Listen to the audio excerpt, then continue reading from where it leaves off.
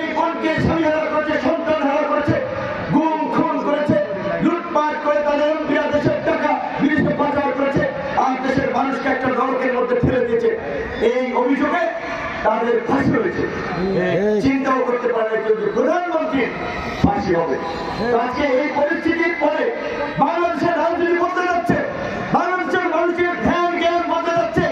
আগের মতো ওই আমাদের হুমকি ধামকিতে গুন্ডামি রফতানি দিয়ে কেউ আর জনপ্রতিনিধি হতে পারবে না।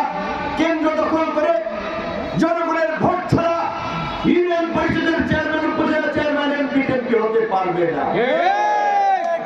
আগামীতে বাংলাদেশের একটি ঐতিহাসিক নির্বাচন হতে যাচ্ছে।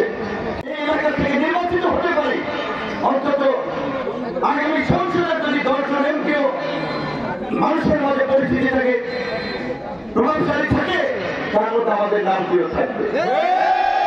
আমরা এমপি না হয় অলরেডি আমাদের সক্ষমতায় যতটুকু পেয়েছে এই গত 1-1.5 বছরে এই এলাকার অবকাঠামোগত উন্নয়ন থেকে শুরু করে মানুষের বিপদ আপদে সাহায্য সহযোগিতা করেছি।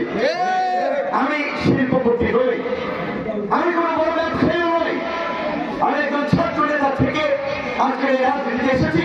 বাংলাদেশের ইতিহাসে এত অল্প সময়ের রাজনীতিতে আমাদের মতো বয়সের তরুণদের অবস্থান সংসদ নির্বাচনে একে প্রত্যাশা করা যায় নাই, কিন্তু আমরা সেই অসম্ভবকে সম্ভব করেছি।